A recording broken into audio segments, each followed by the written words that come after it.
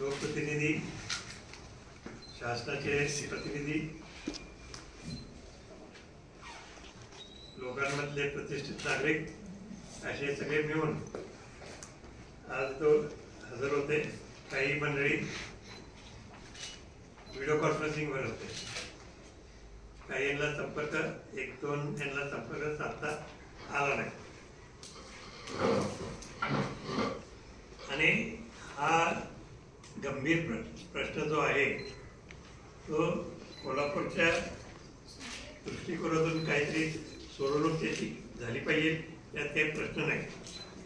आणि त्यासाठी आता सगळे एकत्र या लागले, पण अजून सर्वांना विश्वासात घेऊन आणि सगळ्यांना बरोबर घेऊनच आपल्याला हा प्रश्न सोडवायचा आहे, काही जरी झालं तरी.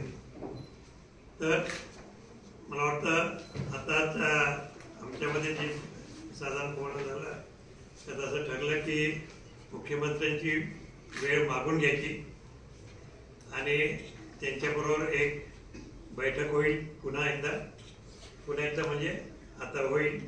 आणि त्यासाठी जे कोण आता राहिले तिथं यायचे प्रत्यक्षात त्यांना सुद्धा बोलवण्यात येईल. अशा तऱ्हेने सर्वांना विश्वासात घेऊन हा निर्णय घेऊन आणि शेवटी निर्णय घ्यायचा शासनाने.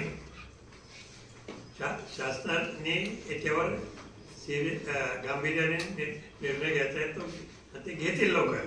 फक्त एक आपल्याकडनं आता त्यांना कळवायचं आहे की आपण आम्हाला सगळ्यांना बोलून घ्या आणि त्या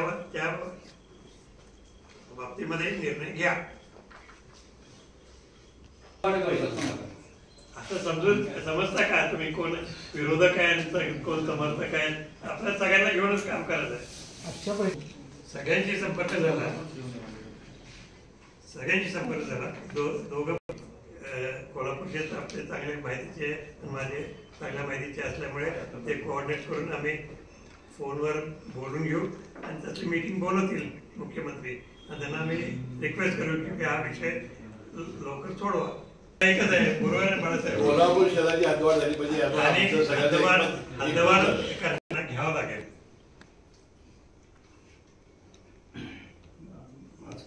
आजच्या सगळ्या बैठकीचा संदर्भ जो आहे तो मी आणि मुश्रीफ साहेब आम्ही दोघेही उद्या कॅबिनेटमध्ये सांगू आणि त्या दोघांच्या आमच्या सगळ्यांच्याच आग्रह जो कोल्हापूरकरांचा सगळा आहे तो सांगून आम्ही तात्काळ बैठक लावतो. पुढच्या 8 दिवसांमध्ये याच्या बैठक आणि बैठकीच्या माध्यमातून योग्य ती चर्चा घडून आणण्यासाठी सारखा प्रयत्न. सगळ्यात महत्वाचं सारखं आहे की यासाठी सर्वांचं सहमत आहे. पण इतर सुद्धा काही पर्याय चर्चा होती. नगर प्राधिकरण, महानगर प्राधिकरण, इतर काय पर्याय यावर काही चर्चा नाही. काय द्यायचं हद्दवाढ